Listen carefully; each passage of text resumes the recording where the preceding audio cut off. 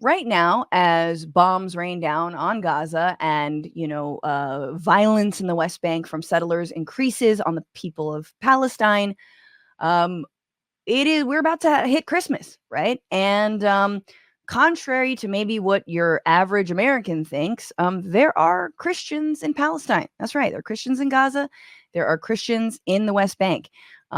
Yes, what do you know? Christians and Muslims living side by side. And yet they are all Palestinians, almost like they used to. Remember back before colonialism. But anyway, I digress. That obviously has changed this year. And even in the West Bank, even in places that are outside of the so-called line of fire right now, at least not in the way of, or not, under rubble and under bombs. But this is a priest in the West Bank, in Bethlehem specifically, talking to Al Jazeera about how Christmas this year is canceled. Christmas celebrations are cancelled this year in Bethlehem for obvious reasons. It's impossible to celebrate when there is a massacre, a genocide taking place in Gaza with our people. And so the idea was to send a message to the world first, but also to ourselves. A message to the world that this is what Christmas looks like in Palestine. This is what Christmas looks like in Bethlehem, the birthplace of Jesus. Children being pulled from under the rubble, families being displaced with their homes destroyed. So the camera is panning to... I don't know. I didn't mean to get emotional, but hard not to get emotional. A nativity scene that's just a bunch of rubble and a baby lying there, with a little kafia. It's very cute. But the baby is, unlike a lot of the babies we've seen lately in Gaza, the baby's alive. And that is Bethlehem. This is the birthplace of Jesus. This is on his birthday, December 25th. And this is how his home city chooses to remember him. And it is pretty effing moving and poignant. And to all of the Christians out there, especially the Christian Zionists, who somehow think that supporting Israel's relentless war on the Palestinian people is, number one, at all godly, but number two, any kind of way to display your own faith. You can...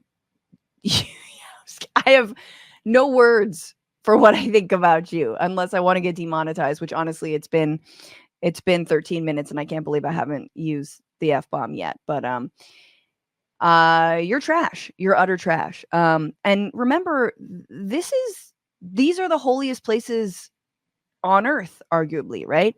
The birthplace of three religions that is under occupation, where people live in apartheid, where people are afraid to worship, where people have been gassed and flashbang grenaded inside the Al-Aqsa Mosque. There's there's just massive security.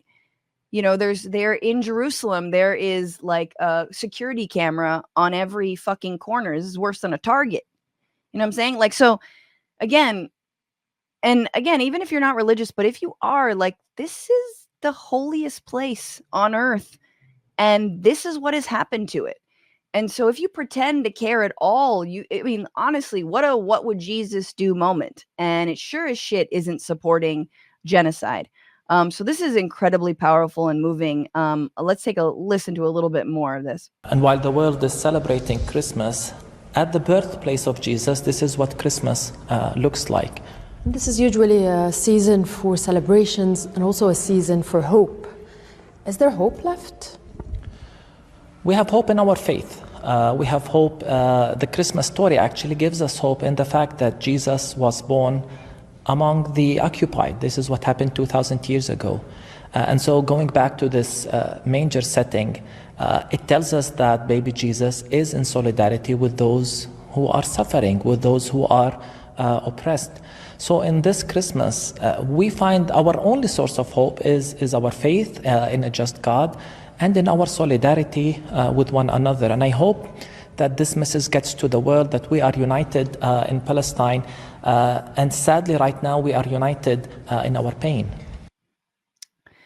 So that is incredibly moving. And I'm glad he said that, and how much, we should think about solidarity in this moment. We should think about, you know, more than our Amazon wish lists. So, yeah, there you have it. Who knows? Maybe Joe Biden will negotiate a little Christmas ceasefire just in time for the holidays. What's going on, Frantifa? If you haven't already, subscribe to this channel right now. Hit that button. And also, you can become a patron and support the show every single week. Get access to bonus episodes and exclusive merchandise. Patreon.com/Bitchuation Room. Do